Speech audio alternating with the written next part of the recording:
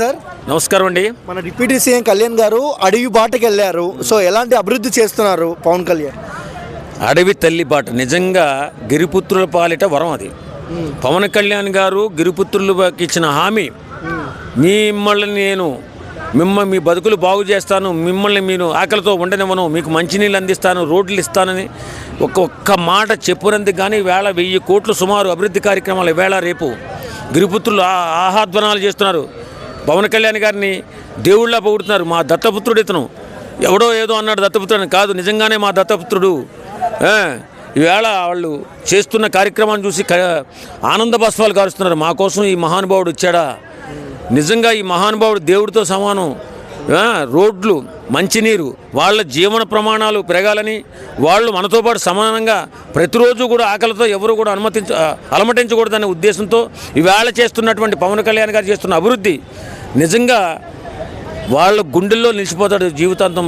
గిరిపుత్రులు ఉన్నంతకాలం ఎక్కడ కూడా వాళ్ళు డోలీ మూతలు పోవాలి, వాళ్ళు మనతో పాటు సమానంగా ఆరోగ్యం అందాలి అని ఎన్నో ఆలోచనలు చేసి వేళ రోడ్డు వ్యవస్థ కానీ మంచినీటి వ్యవస్థ కానీ మెరుగుపరచడంతో పాటు వాళ్ళ జీవన ప్రమాణాలు మెరుగుపరచడానికి 1000 కోట్లు సుమారు అభివృద్ధి కార్యక్రమంలో పాల్గొని చేశారు. అలాగే ఈ కార్యక్రమానికి చంద్రబాబు నాయుడు గారి సహకారం అందించారు. మన లోకేష్ బాబు మా అన్న అటుపక్క నుంచి చూడండి ఎలాంటి అభివృద్ధి చేస్తున్నాడు గర్వంగా చెప్పుకుంటున్నాడు. కాబట్టి వేళ పవన్ కళ్యాణ్ ఆంధ్రప్రదేశ్ అదృష్ట నాయకుడు. నిజంగా అలాంటి వ్యక్తి ఉండడం ఆంధ్రప్రదేశ్ చేసుకున్న అదృష్టం. కానీ పేర్ని నాని, కొడాలి నాని వీళ్ళందరూ కామెంట్స్ చేస్తున్నారు కదా, వాళ్ళు ఇది ఎలా చూడొచ్చు? వాళ్ళ బుద్ధి అలాంటిది, వాళ్ళు ఎప్పుడు ఏడుపుకొట్టు బుద్ధే. ఇప్పుడు అభివృద్ధి చేసినప్పుడు అభివృద్ధి చేస్తున్నారు మీరు ఇంకా చేయండి అని చెప్పాలి, కానీ ఇలా ఏడిస్తే ఏం లాభం? మీకు అవకాశం వచ్చినప్పుడు ఆ ఏడిపోయేది అప్పుడు ఏడ్చుంటే బాగుండేది.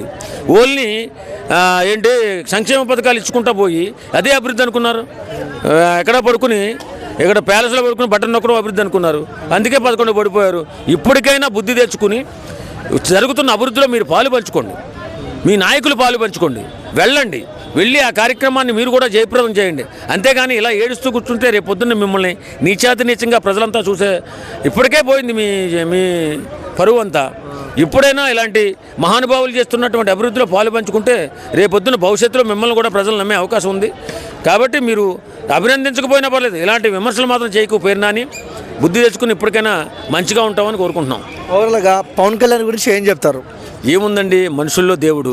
ప్రతి ఒక్కడు కూడా ఆకలితో అలమటించకూడదు, అభివృద్ధి చెందాలి అనే కొండ ప్రజలను ఇప్పుడు అందరినీ కూడా బాగు చేసే ప్రక్రియలో ఉన్నాడు. నిజంగా ఆ దేవుడు ఆశీస్సులు అండదండలు పవన్ కళ్యాణ్ గారికి ఉంటాయి. ఆయన నిండు 100 ఏళ్ళు ఆరోగ్యంగా ఉంటాడని చెప్పి మేము కోరుకుంటున్నాం.